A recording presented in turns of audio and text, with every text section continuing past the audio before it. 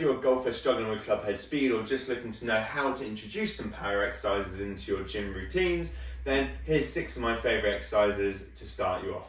More club head speed can mean longer drives, shorter approach shots into the green, closer shots, shorter putts, and lower scores. Or at least it gives you the opportunity for that. So we can go through some exercises to help increase power. So if you can increase power off the course, it can help transfer into more club head speed on the course. Typically with power exercises, it's about intent to move explosively and as quickly as possible. Now if you're completely new to the exercises, then it's more about making sure we're using the right form. So there's less focus on being explosive, being intent, but let's make sure we've got the right form, we're doing the right sort of thing, right movement first, and then we can add intent and more explosiveness to it.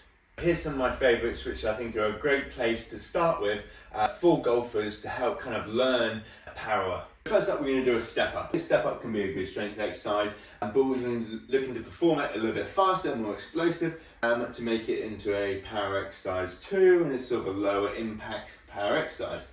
What we're also going to do, we're going to do it slightly differently. We're going to add a little stamp, and we're going to add a knee drive. A normal step up for strength training with a dumbbell or barbell might be this here to here. But what we're going to do, we're going to start with our foot just off the box, and we're going to stamp in towards the box, okay, to initiate that sort of force production. So we're going to stamp in, and then we're going to drive the knee up into this position at the top. Little pause, good control, good balance at the top, and then repeat. So it's going to look something like this.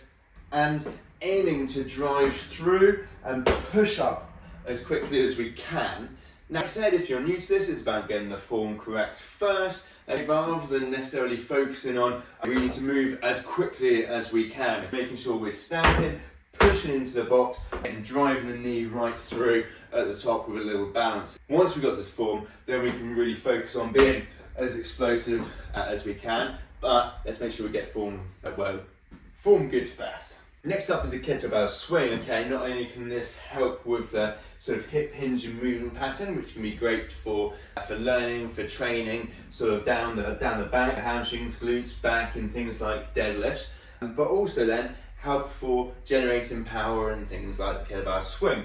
Now, if you do this slowly, not really much happens. It can be maybe a bit of an endurance exercise, but for a power exercise, we want to make it snappy. But to begin with, if you've never done these before, it might not look that snappy and quick.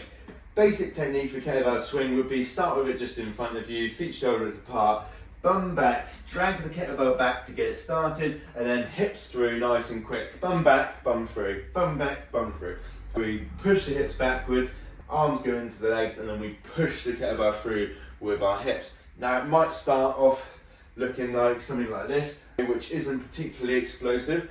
However, if you're completely new to moving quickly and doing power exercise in the gym, then just making sure we have good form, good posture, and we're getting that good hip hinge movement can be a great place to start, and that's what it might look like. And then what we want to work on is building up that pace and speed coming through. It might start off something like this, and we're just getting that movement correct, which can be great to start, and then we want to focus on really driving the hips through quickly, as if we're jumping. Imagine we're jumping through, okay, driving the hips through nice and quickly, nice and explosively over time. But like I said, let's make sure we get form right first before we start to speed it up. Next up, we're going to do a box jump, and this can be great because you can start off with a really low box and you can work your way up to a higher box. However, there's not necessarily much need to go really high.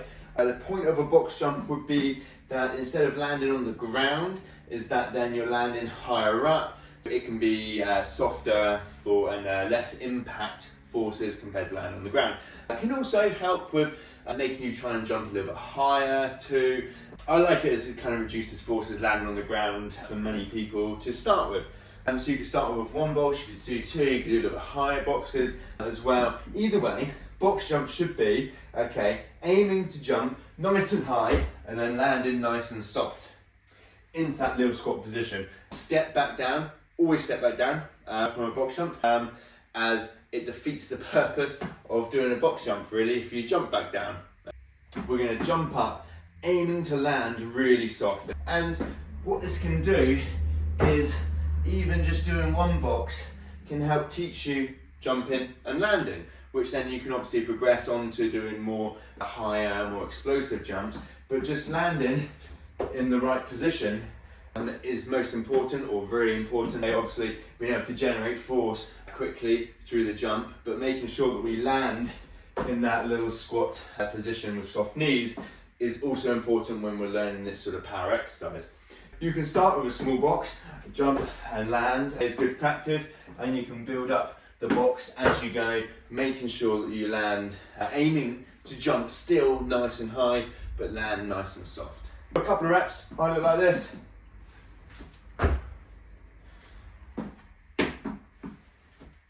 Next up, we're going to do a push press, and we're going to do a single hand push press. There's lots of different variations you could do, but I like this one for many that are maybe new to the gym, maybe a little bit tight around the shoulders, maybe not so good posture. Doing one dumbbell at a time just allows a bit more freedom, particularly compared to two or a barbell position. Pressing overhead can be pretty maybe restrictive for many. Dumbbell, single arm dumbbell can be a really good option. A push press is dumbbell on the shoulder, elbow tucked in, little dip down with the knees, and then pushing up as if you're jumping the weight upwards. So it's kind of like a little cheat shoulder press. So here, and then drive upwards, back down under control, and then go again. You're going to need a weight that you can't just shoulder press with really particularly easily. For demonstration, obviously this is fairly light, but otherwise feet nice and close, a little dip down, and then driving up using your legs. I like this one because it helps learn to synchronize lower body through the core, through the midsection, into the upper body, similar to the golf swing, then lower body through the middle, into the arms. So it helps kind of create that synchronization, also a good sort of skill to learn as well in the gym. Being able to transfer force through the body. So a couple of reps will look like this.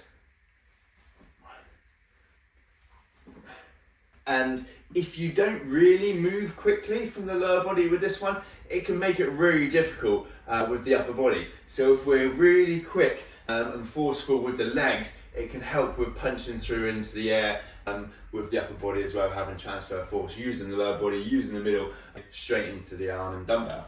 Next up, we can just perform quicker versions of normal exercises, okay? A squat, a deadlift, or even bench presses and things like this, just to get the muscles firing quicker. I'm going to demonstrate a squat as you're starting, or if you're new to the gym, okay, this might just be a goblet squat. It can be control down, but then up nice and quick. So control on the way down, and up nice and quick. Just a little bit quicker than normal, as good practice to get things moving a little bit quicker, okay? Now, it's by no means particularly explosive or as explosive as some of the other exercises, but it's a good teaching point to help start moving things a little bit quicker if you are new to power exercises in the gym. Similar to all exercises, we want to make sure we have good form before we progress in weight or load and speed. For these power exercises, we could do like a hip toss. And this is making sure, let's say like a side-on little hip toss where you turn back and turn through. Making sure that we're leading with the lower body, and it's pulling the arms on the way through and not just powering it through the upper body and arms. So making sure we have good form, and then to begin with, we might not be aiming to throw the ball as hard as we can, okay, which normally you would need for power training. It might be to begin with that we're just doing 6, 7, 8 reps, nice controlled, making sure we have good form in this sort of manner here.